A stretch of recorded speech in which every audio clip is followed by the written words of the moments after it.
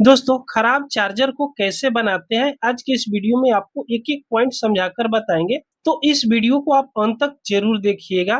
तो इस चार्जर में प्रॉब्लम क्या आई हुई है कि जैसे डाटा केवल यहाँ पे लगा रहे हैं और मोबाइल को चार्ज में लगा रहे हैं, तो यहाँ हिलाने डुलाने पर चार्ज कभी हो रही है और फिर छोड़ दे रही है। तो अगर इस प्रकार का प्रॉब्लम आपके भी चार्जर में आ गया है तो सेम टू सेम आप रिपेयरिंग कर सकते हो। तो चलिए सबसे पहले तो हम चेक करके आपको दिखाना चाहेंगे। तो यहाँ पे लेंगे सप्लाई की बोर्ड और सप्लाई की बोर्ड में इस चार्जर को लगाएंगे। तो शायद यहाँ पे आप देख पाइएगा इसमें हरा कलर का बत्ती जल रही है, शायद यहाँ पे आप दिख रहे होंगे। अब इसमें इस डाटा केबल को लगाते हैं। डाटा केबल को देखिएगा हिलाते डुलाते यहाँ से इसका कवर भी छोड़ दिया है, फिर भी ये डाटा केबल 100% वर्क कर रहा है। दूसरे चार्जर में हमने लगाकर देखा तो डाटा केबल खराब नहीं था।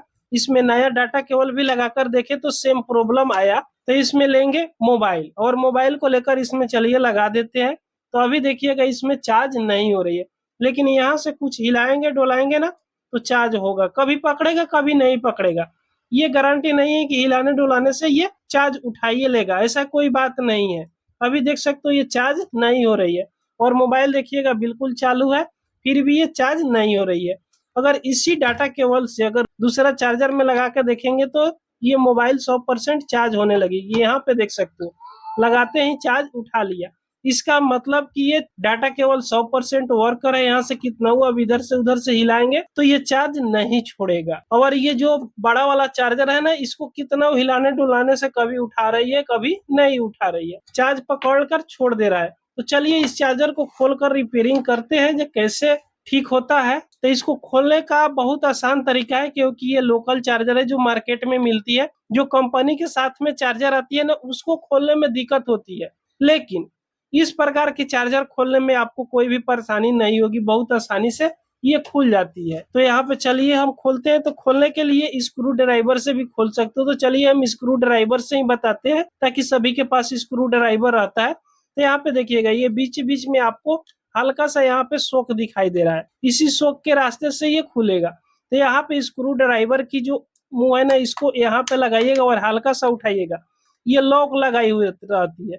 इसमें आपको कोई भी स्क्रू कसा हुआ नहीं मिलेगा, इस लॉक द्वारा बैठाया हुआ रहता है। तो इसको आराम से इस तरह उठाकर खोलिएगा तो खुल जाएगा। चलिए हम यहाँ से आराम से खोलने की कोशिश इसको करते हैं ताकि जोर जबरदस्ती करने की कोई भी जरूरत नहीं है। तो देखिएगा ये आराम से यहाँ से खुल गई, ये ढक्कन अलग हो गई और ये ढक्कन अलग हो गई। अब चलिए इसको हम पूरा सर्किट को ही बाहर निकालने की कोशिश करते हैं। तो देखिएगा यहाँ से सर्किट को निकाल लिए, ये रहा इसका सर्किट जो देख सकते हो। उसके बाद में इसमें देखिएगा तो ये बहुत वजन ज्यादा है। तो ज्यादा वजन क्यों है, देखिएगा यहाँ का लोहा का एक टुकड़ा इसमें डाला गया है, जिसके चलते लगे कि इस चार्जर में दम है और भारी भी लगे। तो चलिए उसे कोई मतलब नहीं है, चार्ज होने से मतलब है। अब इस सर्किट बोर्ड में कहां से ऐसा प्रॉब्लम है जो इस प्रकार की प्रॉब्लम आ रही है। तो पहले तो आप फिजिकली सब कंपोनेंट को देख लीजिए, कोई कंपोनेंट जाला तो नहीं है, कोई कंपोनेंट खराब तो नहीं है। तो इस प्रकार आप ध्यान से यहाँ पे देख लीजिएगा। तो हमको लग रहा है कि कोई भी कंपोनेंट यहाँ पे जला हुआ नजर नहीं आ रहा है। फिर इसको पलट कर भी इस साइड आप देख लीजिएगा, तो यहाँ पर भी देख लीजिएगा, कोई भी कंपोनेंट हमको इसमें खराब नजर नहीं आ रहा है, जला हुआ नजर नहीं आ रहा है। तो जब कोई कंपोनेंट भी खराब नहीं है तो फिर ये फॉल्ट आई है कहाँ से, हम आपको गौर से दिखाएंगे तो आप एक ही बार में इसका प्रॉब्लम समझ लीजिएगा। जब कोई भी डाटा केबल यहाँ पे लगाते हैं तो कोई ऐसा डाटा केबल होती है जो थोड़ा लगाते वक्त यहाँ पे बहुत गैस यहाँ पे लगती है, जिसके चलते क्या होता है कि डाटा केबल का कनेक्टर यहाँ से छोड़ देती है। अगर ध्यान से यहाँ पे देखिएगा तो ये डाटा केबल यहाँ से हिल रही है, देख सकते हो ये हिल रही है।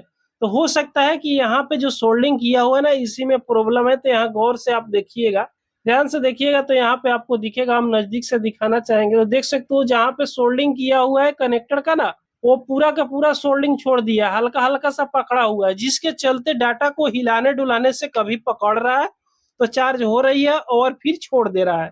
तो आपको यहाँ पे कुछ नहीं करना है, बस इसको रीसोल्डिंग कर देना है, बस इसका प्रॉब्लम ओके हो जाएगा। तो चलिए इसको रीसोल्डिंग हम करते हैं। तो इस पे रीसोल्डिंग करने से पहले यहाँ पे हल्का सा पेस्ट लगा दीजिएगा, प्लग्स लगा दीजिएगा ताकि बढ़िया से ये सोल्डिंग हो जाए। तो यहाँ पे देखिएगा इस तरह हमने इसको सोल्डिंग कर दिए। उसके बाद में यहाँ पे रख देंगे और रखने के बाद में देखिएगा यहाँ पे अब क्या करेंगे, सोल्डिंग आयरन लेंगे और सोल्डिंग आयरन से सभी को रिसोल्डिंग कर देंगे, यानी दोबारा इस पे हम सोल्डिंग कर देंगे तो ये फिर मजबूत हो जाएगा। यहाँ पे देखिएगा, जब इसको सोल्डिंग कर दीजिएगा ना तो ये मजबूत होता जाएगा। पहले इसको हम दोनों तरफ से सोल्डिंग कर ले रहे हैं ताकि कनेक्टर इधर उधर ना हिले। देखिएगा इस प्रकार सोल्डिंग कर लिए। अब इस कनेक्टर में 4 लेग होती है, तो चारों लेग पे हल्का हल्का सा इस पर जितना सोल्डिंग चढ़े उतना सोल्डिंग इस पे चढ़ा दीजिएगा। तो देख सकते हो इस पे सोल्डिंग चढ़ाना बहुत आसान है। देखिएगा इस प्रकार आपको इस पे ज्यादा सोल्डिंग नहीं चढ़ाना है, जितना सोल्डिंग यहाँ पे मांगता है ना उतना ही सोल्डिंग इस पे चढ़ाना है। तो देख सकते हो चारों लेग पे यहाँ पे सोल्डिंग चढ़ा दिए और 2 लेग इसका बॉडी का है तो दोनों बॉडी की लेग पर भी सोल्डिंग चढ़ा दिए। अब यहाँ पे आप देखिएगा कि ये थोड़ा सा भी अब हिलडोल नहीं करेगा। अब देखिएगा यहाँ से कितना हिला रहे हैं, ऊपर नीचे कर रहे हैं, अब ये हिलडोल नहीं कर रहा है। तो हो सकता है इसका प्रॉब्लम इतना ही से 100% ओके हो गया होगा। तो चलिए इसको हम यहाँ पे लगाकर देख लेते हैं। उसके बाद इस बोर्ड को हमने बॉडी में बैठा देंगे, तो इसको पहले इसी तरह हम लगा लेते हैं ताकि दोबारा कस देंगे तो फिर खोलने में दिक्कत होगी। तो इसी तरह यहाँ पे लगा लेते हैं और यहाँ पे डाटा केबल को लगा लेते हैं और इस तरफ पकड़ना है। देखिएगा इस चार्जर में 2 सेक्शन होती है, एक प्राइमरी सेक्शन और एक सेकेंडरी सेक्शन। तो प्राइमरी सेक्शन एसी वोल्टेज पर वर्क करता है और सेकेंडरी सेक्शन डीसी वोल्टेज पर वर्क करता है। जैसे में यहाँ पे देखिएगा आपको यहाँ से यहाँ तक एक लाइन दिख रहा होगा, ये सब डीसी सेक्शन में होता है और ये एसी सेक्शन में होता है।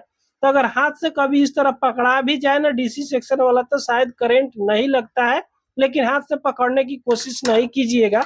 लेकिन यहाँ पे दिखाने के लिए हम रिस्क ले सकते हैं। तो चलिए इसको इसी तरह हम चार्जर में यहाँ पे लगा देते हैं। तो यहाँ पे तो लाइट जल ही रहा था, अब यहाँ पे मोबाइल लगाएंगे, ये देखिए निकल गया। तो इसको लगाकर हम इसी तरह चेक करेंगे। पहले इस चार्जर को इसमें लगा देते हैं पिन को, उसके बाद में इसको आराम से हम कनेक्टर के पास लगाने की इसको कोशिश करेंगे। लेकिन इस प्रकार आप रिस्क नहीं उठाइएगा, नहीं तो आपको हाई वोल्टेज का करंट लग सकता है। तो यहाँ पे देख सकते हो मोबाइल चार्ज होने लगी।